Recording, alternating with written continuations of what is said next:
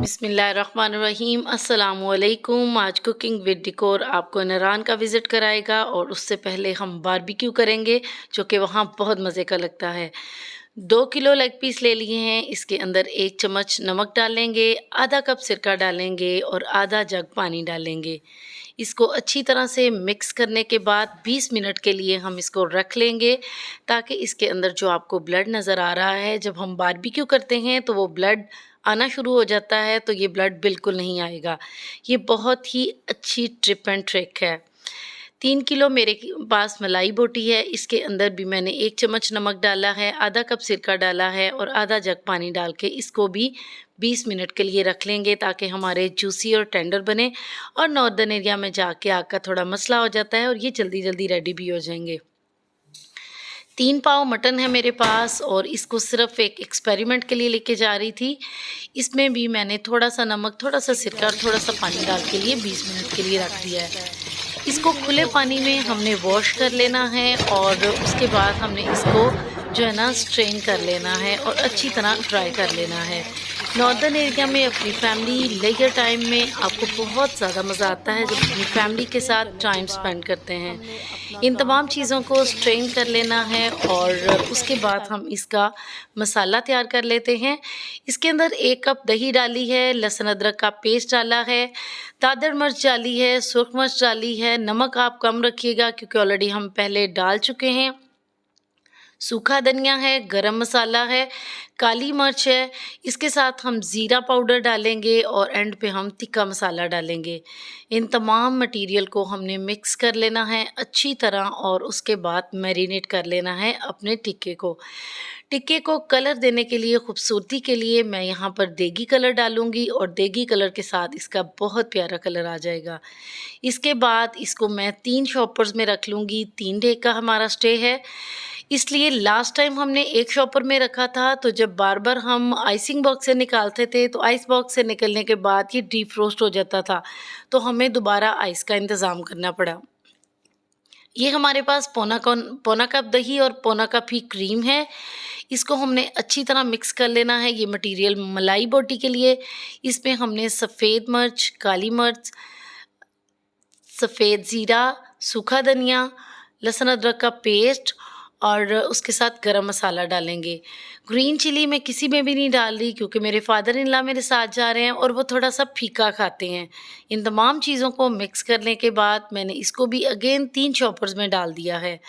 Mutton में मैं बहुत थोड़ा-सा मटीरियल डालूँगी, इसमें सिर्फ़ लहसुन अदरक का पेस्ट, दही और टिक्का मसाला डालूँगी और तमाम चीज़ों को जो है ना वो कॉम्प्लीमेंट कर जाएगा। इसको भी एक शॉपर में डाल लेते हैं क्योंकि ये है ही थोड़ा-सा और इसको हमने वहाँ चेक करना है कि मटन वहाँ पर कैसा रहता है, गलता है या नहीं गलता सही तरह से। ये मैं जो है ना वो विंग्स के लिए मटीरियल बना रही हूँ। इसमें भी 1 कप दही है और उसके साथ सारे मसाले वही हैं जो हमने पहले डाले थे, लेकिन मैं इसमें तिक्का मसाला नहीं डाल रही। मसाले मैं सब में ही कम रख रही हूँ, ये भी 2 किलो के लिए है। इसको भी अच्छी तरह से मिक्स करें और इसको भी हम 3 पैकेट्स में डिवाइड करके शॉपर्स में पैक कर लेते हैं। इन तमाम शॉपर्स को मैं 2-2 पैकिंग में करूँगी और उसके बाद अच्छी तरह बंद करने के बाद हम इसको फ्रीज़र में रख देंगे 24 घंटों के लिए क्योंकि हमने नेक्स्ट डे पे जो नारान के लिए निकलना था। अब अगले दिन का इंतज़ार करते हैं। अल्हम्दुलिल्लाह, अल्हम्दुलिल्लाह अगला दिन आ गया। बर्फ़ के ये टुकड़े ले लेते हैं बड़े-बड़े और इसको भी इन्हीं शॉपर्स में पैक कर लेते हैं, अच्छी तरह बाँधते हैं और उसके बाद इसका भी डबल शॉपर कर लेंगे ताकि जब ये बर्फ़ मेल्ट हो तो आइस बॉक्स में कोई भी मेस क्रिएट ना हो। इसके बाद हम अपना जो फ्रीज़ किया हुआ मटीरियल है वो फ्रीज़र से निकाल लेंगे। अल्हम्दुलिल्लाह ये अच्छे से फ्रीज़ हो चुका है, टिन पैक भी फ्रीज़ हो चुके हैं। अब हम इसको इस तरह अरेंज करेंगे कि एक ब्लॉक और एक जो है ना वो चिकन का पैकेट आएगा ताकि सबको टेम्परेचर जो है ना वो नॉर्मल रहे और तमाम 3 दिन के लिए जो है ना ये टेम्परेचर इसका कूल ही रहे, यही कोशिश है कि एक-एक पैकेट निकालेंगे। इसके बाद ये मैंने थोड़ा-सा बच्चों के लिए ब्रेड स्प्रेड बनाया था और टिन पैक भी ठंडे हो गए हैं और अब हम इसको बंद कर लेते हैं। बाकी तैयारी भी हमारी साथ-साथ चल रही थी। हम 3 दिन के स्टे के लिए जा रहे थे। बच्चों के 4-4 कपड़े थे। रास्ते के लिए वो ट्राउज़र शर्ट्स पहनेंगे। उसके साथ सॉक्स, वेस्ट, बेल्ट्स वगैरह सब कुछ अलग-अलग पैक कर लिया था। शूज़ों को अनबॉक्स कर लिया और सबको शॉपर्स में पैक कर दिया ताकि गाड़ी में इतनी स्पेस नहीं होती कि शूज़ बॉक्सेस के साथ जाएँ। गाड़ी में ऑप्शन ये थी कि गाड़ी के जो व्हील वाला एरिया है वहाँ पर हमने अच्छे से शूज़ों को फ़िक्स कर दिया था, जैसा कि आपको नज़र आ रहा होगा। उसके बाद अगले ट्रे में हमने सारे स्नैक बच्चों के फ़िक्स कर दिए थे और ऊपर से हमारा ये बिल्कुल खाली हो गया था। यहाँ पर हम अपना लगेज रख लेंगे और उसके बाद हम बिल्कुल तैयार थे जाने के लिए। हम रात को 12 बजे निकले थे और वर्किंग डेज़ पे हम जो है ना वो घर से निकले थे, क्योंकि जो दूसरे डेज़ होते हैं ना वहाँ पर बहुत ज़्यादा रश हो जाता है छुट्टी की वजह से। इसलिए अमूमन हम वर्किंग डेज़ का ही इंतख़ाब करते हैं। पहला स्टे मियाँ जी होटल पर था और जो ड्राइविंग कर रहे थे वो सब जो है ना वो चाय वगैरह उन्होंने पी और उसके बाद हम अपने नेक्स्ट जो स्टे था हमारा रावलपिंडी में गीगा मॉल के सामने था। वहाँ पर हमने जो पेट्रोल है वो फुल करवाया। मेरी मदर इन लॉ स्नैकिंग के लिए राइस भी बना के लेके गई थी और नगेट्स भी बनाए थे। वहाँ पर बच्चों ने थोड़ा बहुत मंच किया, वॉशरूम यूज़ किया। ये कूलर ट्रैवल के लिए बहुत यूज़फुल है, इसको भी आप अपने ट्रैवल में ज़रूर शामिल करें। नेक्स्ट हम पेशावर में मोटरवे पे पहुँचे। वहाँ पर एक क़यामत-ताम आता है, वहाँ पर हम लोगों ने स्टे किया। जब तक हम वहाँ पहुँचे वहाँ फ़जर की नमाज़ अज़ान हो गई थी, तो हम लोगों ने भी अल्हम्दुलिल्लाह वहाँ जो है ना वो वुज़ू वग़ैरह किया, सफ़ेदी आना शुरू हो गई थी और हमने नमाज़ पढ़ी और नमाज़ पढ़ने के बाद थोड़ी बहुत चाय वग़ैरह पी और उसके बाद ट्रैवल के लिए दोबारा निकलने के लिए हम तैयार थे। अब्दुल अहद ने ये नेक ट्रैवल पिलो पहना हुआ है, ये बहुत यूज़फुल है ट्रैवल के लिए, इसमें आपको बिल्कुल थकान नहीं होती। नेक्स्ट ये हज़ारा मोटरवे नज़र आ रही है, बहुत ही खूबसूरत ये टनल बनी हुई थी। जब लास्ट टाइम हमने नारान का ट्रैवल किया था, तो ये कंस्ट्रक्शन जो है ना अभी रेडी नहीं हुई थी। माशाल्लाह से यहाँ बहुत सब्ज़ाज़ार था। मानसरा में हम आ गए थे, वहाँ हमने हाई ऑक्टेन डलवाया जो पंजाब चौक से मिलता है। जो बड़ी गाड़ियों वाले हैं वो यहाँ से हाई ऑक्टेन फुल करा सकते हैं क्योंकि नारान में तो नहीं मिलता। इसके बाद हमने लालाज़ार होटल में नाश्ता किया और बच्चों ने थोड़ी देर वहाँ स्टे किया। सारी रात के बैठे थक गए थे, थोड़ी-थोड़ी देर बाद उठ के बहुत एन्जॉय कर रहे थे। यहाँ भी मनाज़र बहुत खूबसूरत थे, बहुत सब्ज़ाज़ार था। उसके बाद नारान के बिल्कुल स्टार्टिंग में हम लोग की तरह जो रात का ट्रैवल कर रहे थे, बहुत सी फैमिलीज़ रुकी हुई थी। यहाँ पर जो पहाड़ थे वो थोड़े-थोड़े रफ़ थे, उतरने में थोड़ी प्रॉब्लम हो रही थी, लेकिन बच्चों की हेल्प से और अपने दादा-दादी को उन्होंने उतार लिया। उसके बाद हम पानी में पाँव दे रख के बैठे रहे, बहुत मज़ा आया और बहुत बच्चे फ्रेश हो गए। उसके बाद हम लोगों ने इसके झरनों की आवाज़ें और खूबसूरत साउंड जो कहते हैं कुदरती जो है ना वो म्यूज़िक है यहाँ पर, जो झरनों की आवाज़ खूबसूरत लगती है।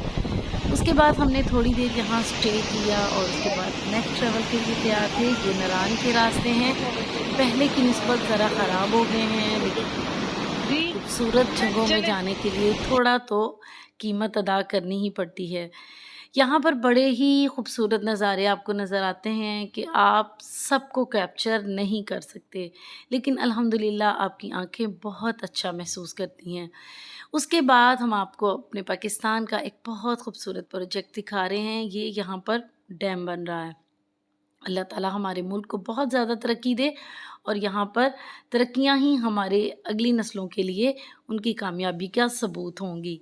हम 2 बजे के करीब 14 घंटे के रास्ते के बाद पहुँच के वहाँ हमने रेस्ट वग़ैरह किया, चाय वग़ैरह पी और शाम को हम दोबारा से रिफ़्रेश होके लॉन में आ गए। सेंचुरियन होटल है इसका नाम, रीज़नेबल इसके रेंट्स हैं और यहाँ बहुत ज़्यादा फैमिली माहौल है। बहुत मज़ा आया।